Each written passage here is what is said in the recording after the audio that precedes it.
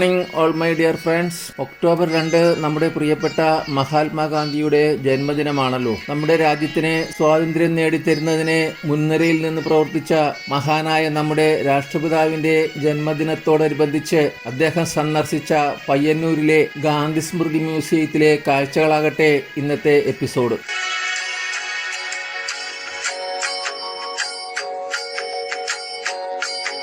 ഉത്തര കേരള യാത്രയുടെ ഭാഗമായി സീനിയർ സഞ്ചാരിയും സുഹൃത്തുക്കളും പയ്യന്നൂർ ഗാന്ധി മ്യൂസിയം സന്ദർശിച്ചപ്പോൾ പകർത്തിയ കാഴ്ചകൾ.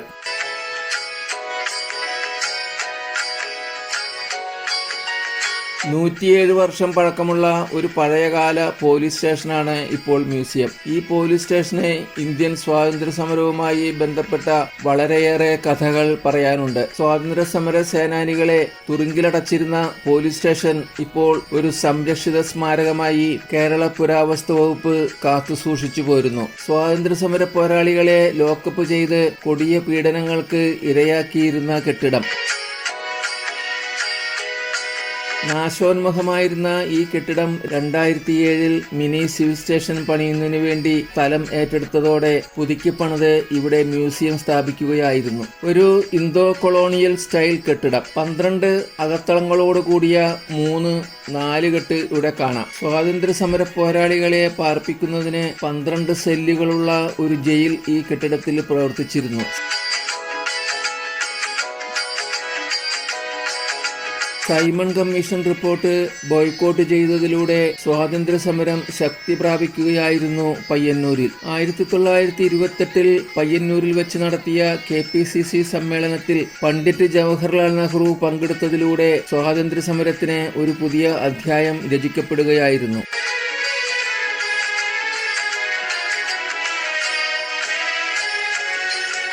1934 മഹാത്മാഗാന്ധിയുടെ സന്ദർശനത്തോടെ പയ്യന്നൂരിലെ ഇന്ത്യൻ സ്വാതന്ത്ര്യ സമരം കൂടുതൽ ശക്തി പ്രാപിച്ചു. ഒരു നൂറ്റാണ്ടിലേറെ പഴക്കമുള്ള കെട്ടിടം നാശോന്മുഖമായെങ്കിലും മ്യൂസിയം സ്ഥാപിക്കുന്നതിന് വേണ്ടി റിപ്പയർ ചെയ്ത് നിലനിർത്തിയിരിക്കുന്നു. 3 ഗാലറികളിലൂടെ മ്യൂസിയം കാഴ്ചകൾ സന്ദർശകർക്ക് മുന്നിൽ അനാവരണം ചെയ്യപ്പെടുകയാണ്. ഒന്നാമത്തെ ഗാലറിയിൽ പയ്യന്നൂരിന്റെ ചരിത്രം, സ്വാതന്ത്ര്യ സമര സംഭവങ്ങൾ, സമരപ്പോരാളികൾ ആരൊക്കെ എന്നിങ്ങനെ വിശദീകരിക്കുന്നുണ്ട്. മഹാത്മാഗാന്ധിയുടെ ജീവിതചരിത്രം, സ്വാതന്ത്ര്യ സമര സംഭവങ്ങൾ എന്നിവയാണ് രണ്ടാമത്തെ ഗാലറിയിൽ പ്രതിപാദിക്കുന്നത്. മൂന്നാമത്തെ ഗാലറിയിലാകട്ടെ മതപരവും സാമൂഹ്യപരവുമായ ഗാന്ധിയൻ ജീവിത വീക്ഷണങ്ങൾ, അതായത് 1893 മുതൽ 1914 വരെ അദ്ദേഹം കടന്നുവന്ന സൗത്ത് ആഫ്രിക്കൻ ജീവിതവും അതിനുശേഷം ഇന്ത്യയിൽ വന്ന് സ്വാതന്ത്ര്യ സമരം നയിച്ച കാലയളവിലെ ജീവിത വീക്ഷണങ്ങളും പ്രതിപാദിക്കുന്നു. നമുക്ക് ഒന്നാം ഗാലറിയിലേക്ക് കടന്നു ചെല്ലാം. ഉത്തര മലബാറിൽ നടന്ന സ്വാതന്ത്ര്യ സമര മുഖങ്ങളായിരുന്നു കരിവെള്ളൂർ, കോറോം, മുനയൻകുന്ന് എന്നിവ. കൊളോണിയൽ വാഴ്ചയ്ക്കും ജന്മിത്തത്തിനും എതിരെ കർഷക മുന്നേറ്റങ്ങൾക്ക് സാക്ഷ്യം വഹിച്ച കാലമായിരുന്നു 1946. രണ്ടാം ലോക മഹായുദ്ധത്തെ തുടർന്ന് ഉടലെടുത്ത അതിരൂക്ഷമായ ഭക്ഷ്യക്ഷാമത്തിൽ ജന്മികൾ കരിഞ്ചന്തയും പൂഴ്ത്തിവയ്പും തുടങ്ങി. ജനങ്ങൾ പട്ടിണി കൊണ്ട് പൊറുതിമുട്ടി. ഭക്ഷ്യക്ഷാമത്തെ നേരിടാൻ കർഷക സംഘം ആഹ്വാനം ചെയ്തു. നെല്ല് കടത്തിക്കൊണ്ടുപോകുന്നത് തടയുന്നതിന് അവർ തീരുമാനിച്ചു. മലബാറിന്റെ വടക്കേറ്റത്തുള്ള ഗ്രാമമായ കരിവെള്ളൂരിൽ ജന്മിയായ ചിറക്കൽ രാജാവിന്റെ ആൾക്കാർ വലിയ തോണിയിൽ നെല്ല് കടത്തിക്കൊണ്ടുപോകാൻ ശ്രമിച്ചപ്പോൾ ജനങ്ങൾ എതിർത്തു. തുടർന്ന് ഭീകരമായ ലാത്തിചാർജും വെടിവെപ്പും നടന്നു. അനേകർക്ക് പരിക്കേറ്റു. 2 കർഷക തൊഴിലാളികൾ രക്തസാക്ഷികളായി. കോറോം സമരം നടന്നത് സ്വാതന്ത്ര്യത്തിന് ശേഷം 1948 അരി ദുർലഭമായിരുന്ന അക്കാലത്ത് ജന്മിമാർ അരി പൂഴ്ത്തി വെച്ചിരുന്നു. ഇതിനെതിരെ സമരം ചെയ്ത നേതാക്കളെ ഭൂവുടമയുടെ നിർദ്ദേശമനുസരിച്ച് പയ്യന്നൂരിലെ കോറം വില്ലേജിൽ വെച്ച് അറസ്റ്റ് ചെയ്തു. നേതാക്കളെ വിട്ടയക്കുന്നതിന് പ്രവർത്തകർ നേതാക്കളെ കസ്റ്റഡിയിൽ സൂക്ഷിച്ചിരുന്ന സ്ഥലത്തേക്ക് മാർച്ച് ചെയ്തു. ഭൂവുടമകളുടെ പത്തായപ്പുരകളിലേക്ക് മാർച്ച് ചെയ്ത് നെല്ല് പിടിച്ചെടുത്ത് ആവശ്യക്കാർക്ക് വിതരണം ചെയ്തു. അവർക്ക് നേരെ നടത്തിയ വെടിവയ്പിൽ പൊക്കൻ എന്ന ദളിത് യുവാവ് കൊല്ലപ്പെട്ടു. പയ്യന്നൂർ ഫർക്കയിലെ ആദ്യ രക്തസാക്ഷി. 1948 ഏപ്രിൽ 12-നാണ് കോറം സമരം നടന്നത്. പോലീസിനെയും ഗുണ്ടകളെയും ഉപയോഗിച്ച് ഭരണാധികാരികളും ജന്മികളും കർഷക തൊഴിലാളികൾക്കെതിരെ നടത്തുന്ന അനീതിക്കും മൃഗീയ മർദ്ദനങ്ങൾക്കും എതിരെ സമരപരിപാടികൾ ആസൂത്രണം ചെയ്യുന്നതിന് പയ്യന്നൂരിലെ പ്രവർത്തകർ മുനയംകുന്നിൽ ഒത്തുകൂടി. 1948 ഏപ്രിൽ 30-ന് രാത്രി പെരുമഴയത്ത് പോലീസ് ഈ താവളം വളഞ്ഞ് ഉറങ്ങിക്കിടന്ന പ്രവർത്തകർക്കു നേരെ വെടിയുതിർത്തു. വെടിവെപ്പിന് ശേഷം ബയണറ്റുകൾ കൊണ്ട് പോലീസ് അവരെ ആക്രമിച്ചു. അനേകം പ്രവർത്തകർ അവിടെ പിടഞ്ഞു വീണു മരിച്ചു. 16 പേരെ കസ്റ്റഡിയിലെടുത്തു. 20 പേർ ഓടി രക്ഷപ്പെട്ടു. അറസ്റ്റിലായവരെ നമ്മളിൽ നിൽക്കുന്ന പഴയ പോലീസ് സ്റ്റേഷനിലെ സെല്ലുകളിൽ തളച്ച് മൃഗീയമായി മർദ്ദിച്ചു.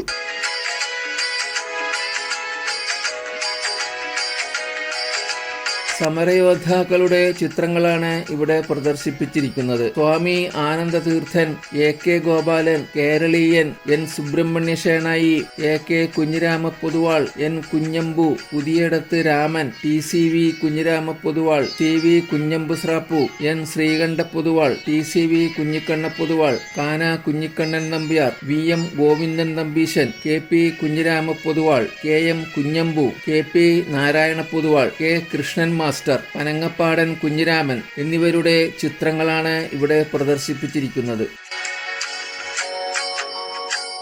1930-ലെ ഉപ്പ് സത്യാഗ്രഹം, 1942-ലെ ക്വിറ്റ് ഇന്ത്യ പ്രസ്ഥാനം എന്നിവ കൂടാതെ അദ്ദേഹം അനുഭവിച്ച വിവിധ ത്യാഗങ്ങൾ എല്ലാം വിശദമായി പ്രതിപാദിച്ചിട്ടുണ്ട് ഈ ഗാലറിയിൽ. ലോക നേതാക്കൾ നിരവധിയാണ് ഗാന്ധിജിയെക്കുറിച്ച് അനുസ്മരിച്ചിട്ടുള്ളത്. അവർ ആരൊക്കെയെന്ന് നോക്കാം. രക്തവും മാംസവുമുള്ള ഒരു മനുഷ്യൻ ഈ ലോകത്ത് ഇങ്ങനെ ജീവിച്ചിരുന്നു എന്ന് പറഞ്ഞാൽ ഒരുപക്ഷെ വരും തലമുറ വിശ്വസിക്കില്ല എന്നാണ് പ്രശസ്ത ശാസ്ത്രജ്ഞനായ ആൽബർട്ട് ഐൻസ്റ്റീൻ ഗാന്ധിജിയെക്കുറിച്ച് പറഞ്ഞത്. ആൾക്കൂട്ടത്തിലെ ധീരനും നായകരിലെ നായകനും ദേശസ്നേഹികൾക്കിടയിലെ ദേശസ്നേഹിയും ആയ ഗാന്ധിജിയിലൂടെയാണ് ഭാരതീയ മാനവികതയുടെ ശക്തി വെളിപ്പെട്ടത് എന്ന് ഗോപാലകൃഷ്ണ ഗോഖലെയുടെ വാക്കുകളാണിവ. ഇന്ത്യയിലെ ദരിദ്രകോടികളുടെ വാതിൽപ്പടിയിൽ ഗാന്ധിജി അവരെപ്പോലെ വേഷം ധരിച്ച് അവരുടെ ഭാഷ സംസാരിച്ച് അവർക്കൊപ്പം നിന്നു. അശരണരായ ജനത തങ്ങളുടെ രക്തവും മാംസവുമായി ആ മനുഷ്യനെ തങ്ങളിൽ ഒരാളായി അദ്ദേഹത്തെ സ്വീകരിച്ചു. സത്യത്തെ ഉണർത്തുകയായിരുന്നു. ഭാരതീയ വിശ്വമഹാകവി രവീന്ദ്രനാഥ ടാഗോറിന്റെ വാക്കുകളാണിവ.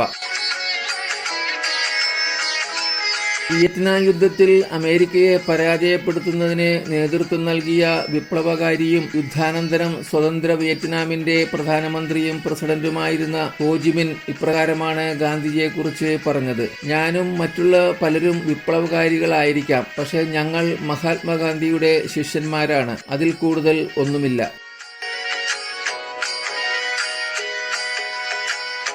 ലോകപ്രശസ്ത അമേരിക്കൻ എഴുത്തുകാരിയും നോബൽ സമ്മാന ജേതാവുമായ പേൾ എസ് ബക്ക് ഗാന്ധിജിയെക്കുറിച്ച് ഇങ്ങനെ പറഞ്ഞു. ഗാന്ധിജി ശരിയായിരുന്നു. നമുക്കെല്ലാവർക്കും അറിയാം അദ്ദേഹമായിരുന്നു ശരിയെന്ന്. അദ്ദേഹത്തിന്റെ ഘാതകനും അറിയാമായിരുന്നു അദ്ദേഹം ശരിയെന്ന്. ഹിംസയുടെ പിഴവുകൾ തുടരുന്ന കാലത്തോളം ഗാന്ധിജിയാണ് ശരിയെന്ന് തെളിയിക്കപ്പെട്ടുകൊണ്ടിരിക്കും. അക്രമരാഹിത്യത്തിലൂടെ അവസാനം വരെ എതിർത്തുകൊണ്ടിരിക്കുക എന്നാണ് ഗാന്ധിജി പറയുക.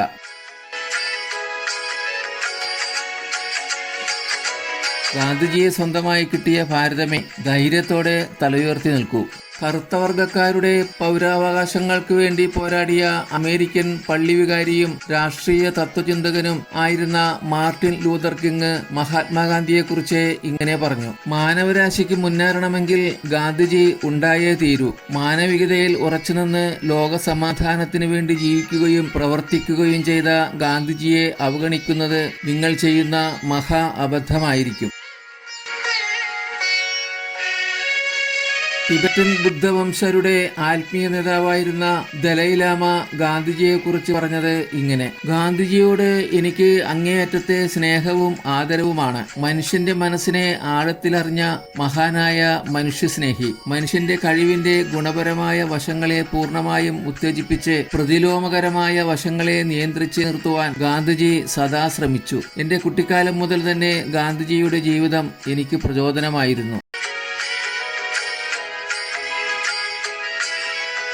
പ്രശസ്ത ആംഗ്ലോ ഐറിഷ് നാടകകൃത്തായിരുന്ന ജോർജ് ബെർണാഡ് ഷാ ഗാന്ധിജിയെക്കുറിച്ച് ഇപ്രകാരമാണ് അനുസ്മരിച്ചത്. ഗാന്ധിജിയെക്കുറിച്ചുള്ള അഭിപ്രായം പറയാനോ? അതിനേക്കാൾ ഭേദം നിങ്ങൾ ഒരാളോട് ഹിമാലയത്തെക്കുറിച്ചുള്ള അഭിപ്രായം ചോദിക്കുക.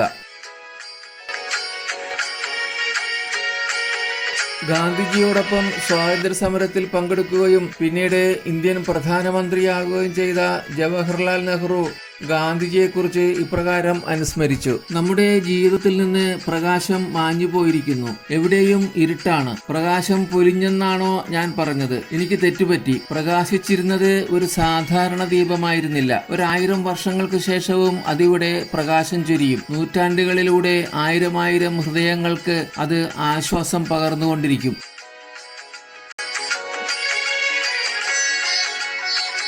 ഗാന്ധിജിയുടെ ആശയങ്ങൾക്ക് സാർവലൗകിക പ്രസക്തിയുള്ളതിനാൽ അവ കാലാതിവർത്തിയാണ്. അഹിംസയിൽ അടിയുറച്ചുകൊണ്ട് സമാധാനത്തിനു വേണ്ടി നിലകൊണ്ട അദ്ദേഹത്തിന്റെ ശൈലി ലോകം പിൽക്കാലത്ത് അംഗീകരിച്ചു എന്ന് കാണാവുന്നതാണ്. ഇതായിരുന്നു ഐക്യരാഷ്ട്രസഭയുടെ മുൻ സെക്രട്ടറി ജനറൽ യു താണ്ടിന്റെ അഭിപ്രായം.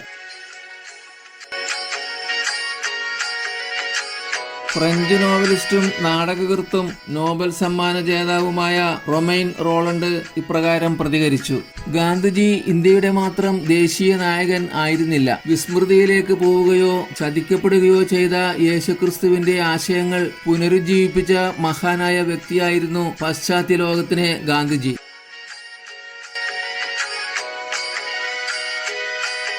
ജർമ്മനിയിലെ എഴുത്തുകാരനും വിമർശകനുമായ ആർണോൾഡ് സ്വീഗിന്റെ വാക്കുകൾ കേൾക്കുക. അനന്തരം ഗാന്ധിജി എന്ന നക്ഷത്രം ഉദിച്ചു. അഹിംസ എന്ന സിദ്ധാന്തം സാധ്യമെന്ന് അദ്ദേഹം കാണിച്ചു തന്നു. അങ്ങനെ ഗാന്ധിജി മ്യൂസിയത്തിലെ 3ാമത്തെ ഗാലറിയിലേക്ക് ഞങ്ങൾ നടന്നു. ഇന്ത്യൻ സ്വാതന്ത്ര്യ സമരത്തെക്കുറിച്ച് ഒരു വീഡിയോ പ്രദർശനം ഇവിടെ നടക്കുന്നത് കണ്ടു.